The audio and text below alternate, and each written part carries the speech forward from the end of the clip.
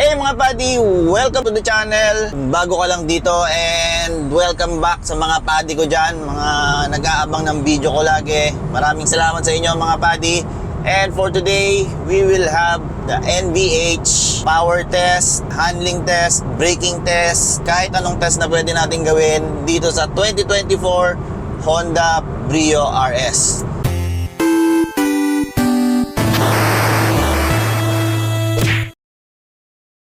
So right now, nandito tayo sa may SLEX. Noise. We're driving at 80 kilometers per hour mga buddy. Smooth asphalt. Medyo may naririnig akong tire noise. At 80 kph, we're doing 1,800 RPM. Tahimik naman yung makina. At yan, depende rin sa surface, mas umiingay lalo yung goma. Ito, pakinggan natin itong dadaan na to. Oh, naririnig ko yung pagdaan niya, yung goma niya. Since this is a light car, siguro lesser sound deadening, sub 1,000 kg mga buddy, 995 kilo. So at least for today's standards, magaan yun kahit hatchback to. Vibration sa engine, very smooth. It's inline 4, although we're driving, pero kahit nakatigil naman to or nasa traffic ka, very smooth. Gaya rin ng ibang Honda, nasa normal D mode lang ako mga buddy. Tahimik. Pero pag nilagay mo sa S or Sport, kailangan mo ng high RPM, mas maingay syempre. 90 kilometers per hour, 3,000 RPM. Bukod sa mga testing na yun, testingin ko rin yung fuel economy niya mga buddy. Dahil nung kinuha ko to, full tank naman to. So, at least, bebase ko na lang dito sa average niya dito. Yan, 9.5 kilometers per liter ako ngayon. 9.6, umaangat pa. Syempre, nasa highway ako. Hindi gaya nung kahapon, nasa traffic ako, nag-review, nasa stoplight, mga ganun. Ngayon, okay lang. Tumataas naman yung fuel economy niya. But mamaya, i-report ko mamaya hanggang makabalik ako ng Manila. Dito tayo mag-testing ng vibration sa Calax. Yan, dito tayo mag-testing ng vibration. Dahil itong kalsada dito mga buddy, hindi espalto, maraming mga uneven surface. Vibration in terms of suspension, body, ramdam mo yung ganun, yung absorb niya sa mga body. Pag-absorb ng suspension sa mga uneven surface, gaya niyan, ramdam mo. Pero hindi naman siya harsh. May firmness pero may konting duyan. Saktong-sakto lang. Hindi ka nilalamog. Pansin ko lang sa mga Honda lately, gaya nung Honda City RS na na-review ko sa itong Brio RS. Pag low speed ka lang or nasa city ka, ganyan, steering wheel niya mabagal. Pero pag ganyan ka na 60, 70, medyo may movement na siya pag inano. Noise at 100 kilometers per hour, 2,100, 2,200 RPM. Very quiet. Pero at 100, may naririnig na naman akong hindi mapipick up ng microphone natin yan mga buddy. Pero pag ikaw ang driver, pero since dahil wala tayong radyo, pag may radyo ka naman or nakikinig ka ng hindi mo na maririnig yan. Sobrang hina lang eh. So, H for harshness. Harshness nga is existing ba? Hindi eh. Ramdam mo lang yung auto, gumaganon-ganon.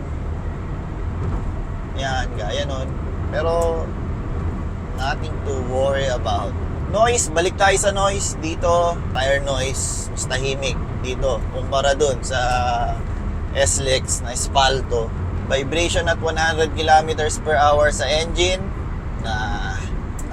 Harshness, so comfortable mga buddy. Napakasarap ng upuan, although may balot to. Pero yung foam niya kasi is medyo malambot. Hindi siya firm na malambot yung foam niya. Isa yan sa nagko-contribute ng pagiging komportable niya. Kahit medyo may ganun-ganun siya, dahil ganun ang RS, may konting firmness. That firm, tamang-tama lang para masalo niya yung mga uneven surface. Magaganyan-ganyan ko. Hindi siya naglalambada. Kung pina-follow niyo yung channel, yung isa kong na-review na kotse is parang bangka. This one, it's not like that. Tamang-tama lang. But anyway, that's for our NBH mga buddy. Doon naman tayo sa ating handling test, braking test dyan sa Sampaguita, Burgring. So again, pag nandito ako, lagi kong pinapaalala, huwag nyo pong gagayahin, lalong-lalo na kung new driver kayo. But if you're enjoying driving spiritedly sa mga mountain pass, do it at your own risk. Okay? Hindi po ako hataw ng hataw lang. I'm just testing cars to see its capabilities. So, meron tayong D, S, and L dito sa CVT niya mga buddy. D is for normal drive gear ng CVT. S is for sport and L is for low gear. Low gear, pag mga descent, kunyari Baguio, sobrang tarik, kailangan mo ng more engine braking, put it to low gear. Or paakyat ka, kailangan mo ng low gear. Syempre, mas short yung ano niya, mas high RPM siya, mas makakaakit siya ng gamit noon mga buddy. But hindi natin yung gagamitin dito. I think DNS, yun ang gagamitin natin dito. First half, normal drive mode lang tayo. Sana walang mga debris, mga landslide dito mga buddy. Kasi lately bumagyo sa atin. Okay, naramdaman ko na yung konting higa. Sana walang mga landslide.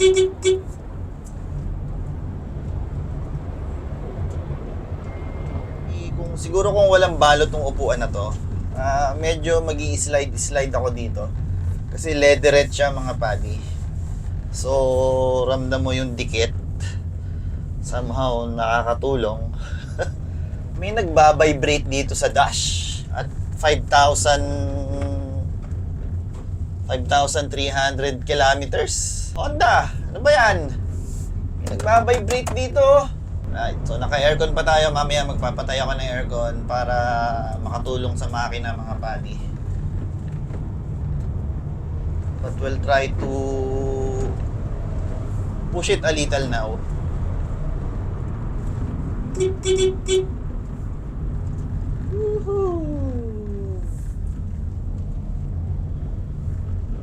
Alright, ganda ng preno mga buddy.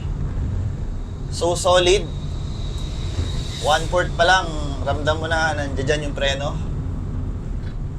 Tingnan natin how stable this car is. Wala siyang patayan ng traction control. Walang patayan ng traction control. Up. Right. Ito lang ang mahirap sa CVT, walang fake gears or simulated gears. Hindi ka ma-involve mga buddy. Paa mo lang ang nai-involve. Patay na tayo ng AC. Blower lang, blower. Ito na yung mga paakyat eh. Naka-D-mode pa rin tayo. Engine is hindi siya shouty dito sa loob mga buddy. Up. And wag na wag kakain ng lane ng kabila mga buddy. Kung nag-i-spirited drive kayo sa mga ganito.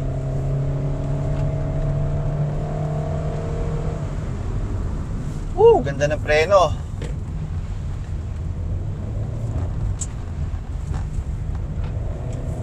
Yes.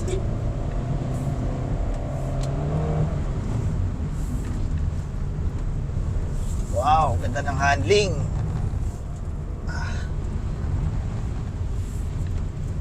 Saktong-sakto lang yung laro ng suspension. Wala masyadong higa.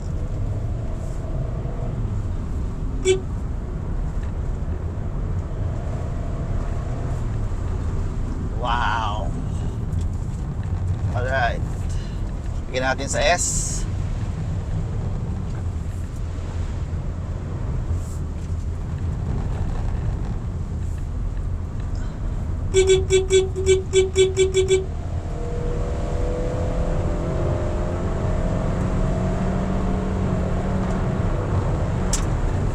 Woo! ABS working fine.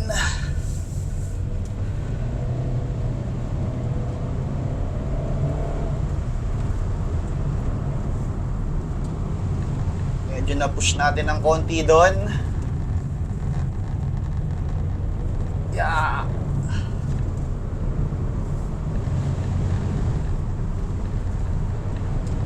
Sarap ng preno niya mga padi.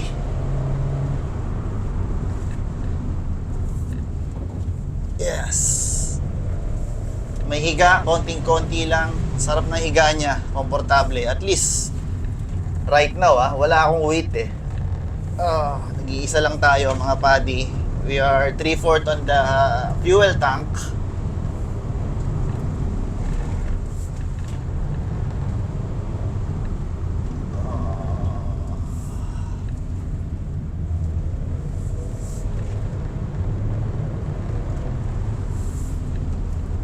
Right.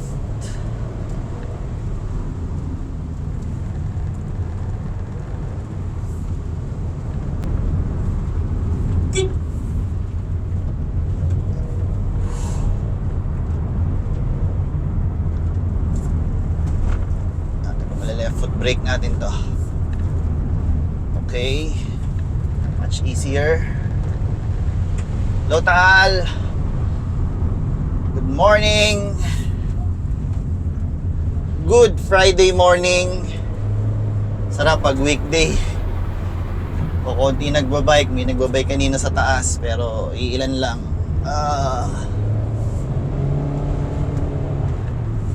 Alright. Hello, Taal. Good morning. May tayo ng aso. Chicken.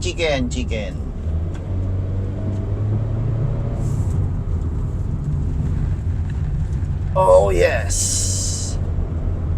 Up. Rock.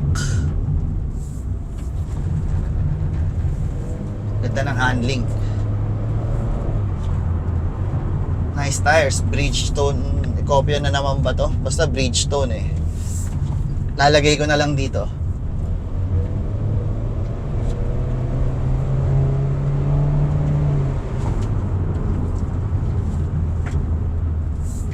Yes.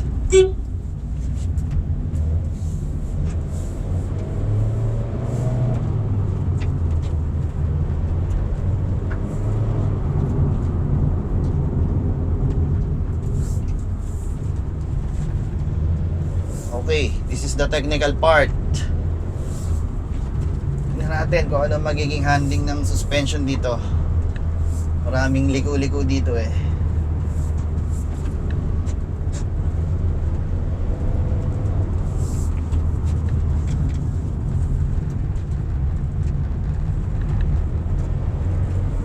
Alright.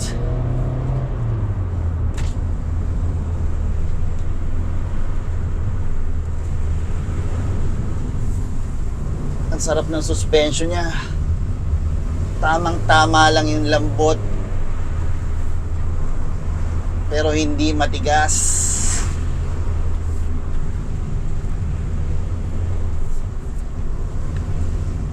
Brakes are still fine.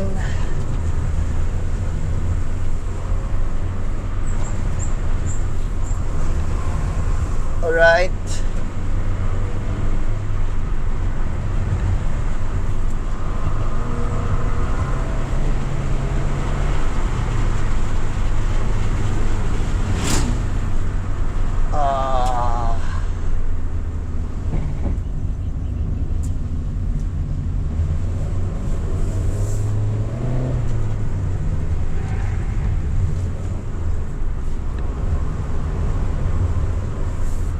Woo! Malakas pa naman yung preno, malakas pa.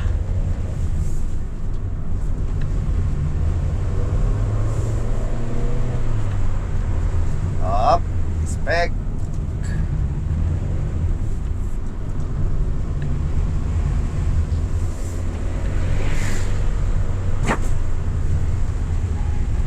Up. Madulas, daming dahon.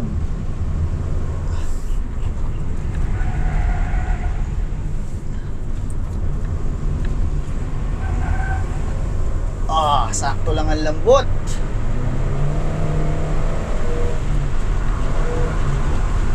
Woo!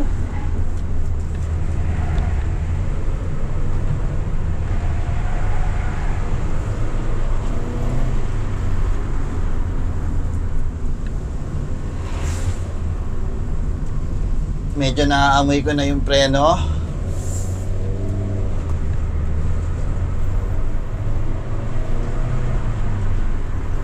Nice view. Sige, palamig ka muna.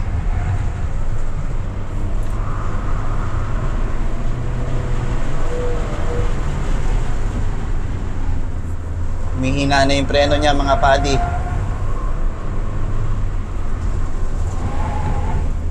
Humihina na yung preno. Op! Ay, nako. Humihina na yung preno. Humihina na.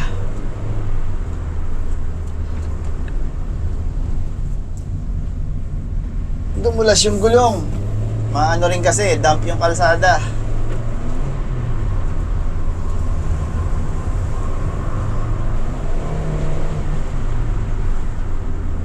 Humihina na yung preno, mga padi. Need to slow down. Ganda! Malamig muna tayo ng preno, mga padi. Nangangamoy na eh. Ito, lalo na dito, may putik oh. Galing pa kasi tayo sa bagyo, mga padi.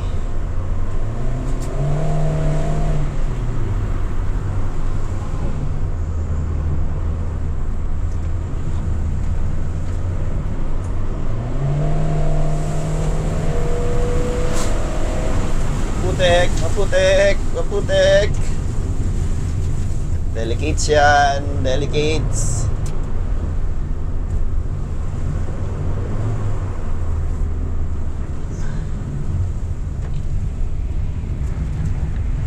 Okay, we're here. Woo!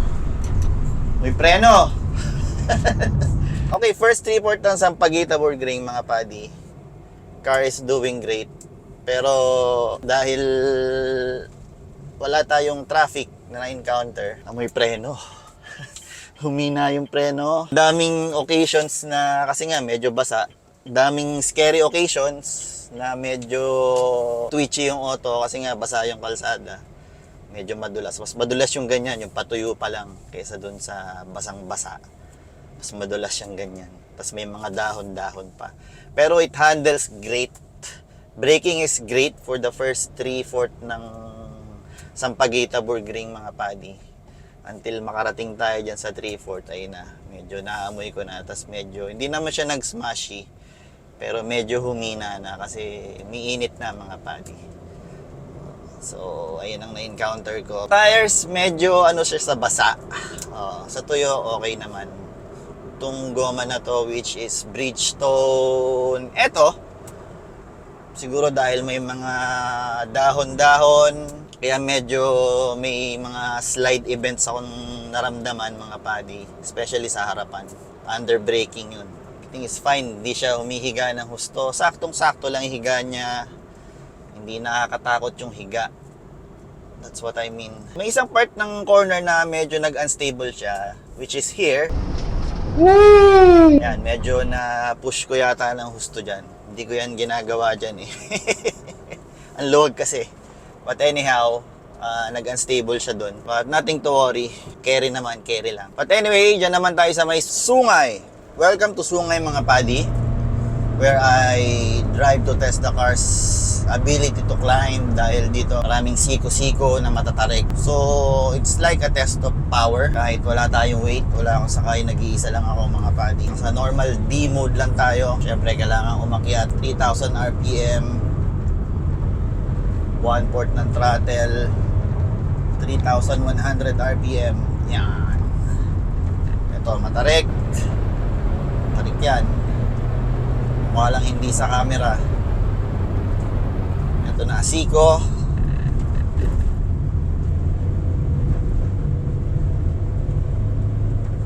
Almost half throttle tayo doon, mga padi. What happened here? goodness. Head on.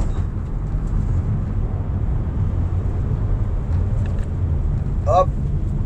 Baka magaya tayo dun. Nawawalan siguro ng preno yun. Ito na yung anong kalsada mga pati. Dito na yun.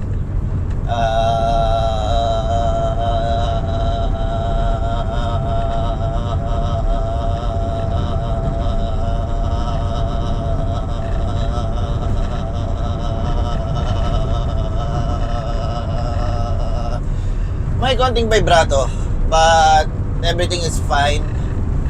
It's like ganun. Hindi ganun. Tama lang talaga mga pati. Hindi tayo nagpapatay ng aircon dito. It's like ano lang, parang normal driving lang. Yan. Climb. Middle throttle. Mas huminga yun. Engine, CVT is okay naman.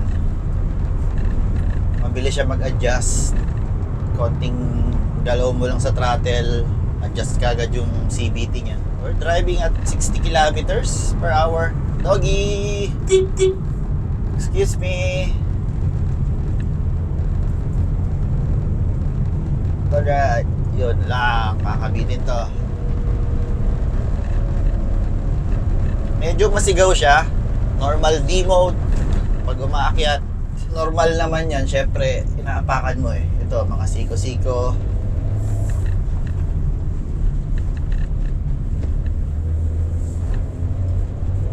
Apak. Ga-adjust kagad yung CVT niya. Nga lang, syempre, expect mo na sisigaw. So, umaakyat ka eh. Naapakan mo yung throttle.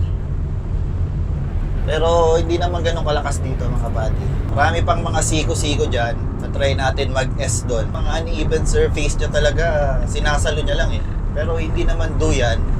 Hindi rin harsh. That's the RS na Brio mga buddy. Parang yung Honda City rin. Road sailing.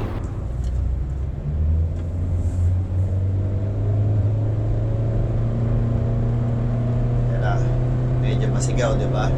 Normal D mode, 4,000 RPM. 1/4 ako sa throttle. Ito lang ang ano nga, sa ganitong CVT, siya kang paddle shifter or Tiptronic. Try na natin mag-S. S mode.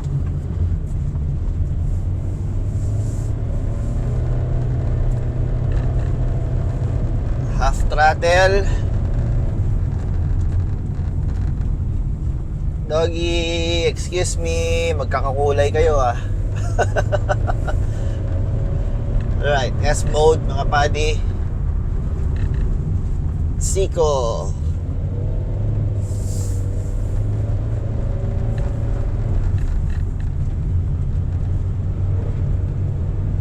Yan. Yeah, it's climbing. Expected mo naman yan. Lalo't lalo nang wala akong sakay. But how it will climb, yun. Bilis nyo umakyat. Bilis. Balik tayo sa D mode. May konti pang siko dito. Yan. Oy, kakabitin. Oy. Yun lang for a enthusiast point of view. Yung tunog nung gearing kasi. Biglang magagalit. Hindi nyo pa ba lalagyan ng simulated gears ang Honda Brio? Honda, next time meron na, mas mahal na ano. But it climbs. It climbs. Dito tayo sa taas mga buddy. Anyway, that's the climbing performance ng Honda Brio RS and NVH test, handling, braking, power test. At kung nakarating kayo sa part ng video na to, maraming salamat. We're averaging 11.4 kilometers dahil dun sa mga paakyat. Pero kanina 11.9 na siya eh. Anyhow, kung nakarating kayo sa part ng video na to mga buddy, maraming salamat sa inyo. At kung di pa kayo nakasubscribe, pindutin nyo na yung button dyan sa baba. O, dyan. May subscribe button dyan. Dutin nyo na ng dutin yan para lagi kayong updated sa mga videos ni Map Auto, which is si Maverick ang ano niyan, nagma-manage niyan mga buddy. At kung na-enjoy nyo itong testing ng 2024 Honda Brio RS na to mga buddy, pakindut-dut na rin yung like button dyan sa baba. Katabi lang yan ng subscribe button. Dutin nyo ng dutin hanggang mayupi. Para naman gumana yung tinatawag na YouTube algorithm. Lagi kong pinapaliwanag pag may nag-search. Halimbawa, 2023, 2024 Honda Brio review. Pag nasa tags ko yon, baka maaaring, baka pa lang yun, maaaring isubmit ni YouTube sa taong yun, yung video ko. And sa video na yon, may mga ads, mga ano yan, mga automatic generated ads na YouTube. Hindi naman ako naglalagay niya. Pero pwede ko namang ilagay, pero hindi na. In-automatic generated ko na lang, nalagay yan ni YouTube. Sana wag niyang skip yung mga ads na yon dahil doon ako kumikita. At yung kita na yon napupunta lang naman sa rental ng kotse. Gaya nito, rent na naman ako, akit dito, bababa na ulit, susoli ko na ulit para lang mai-report sa inyo kung anong meron sa Honda Brio RS. Anyway mga buddy, thank you for watching. Kung nakarating nga kayo dito, maraming salamat sa inyo mga buddy. And I will see you again on the next car review.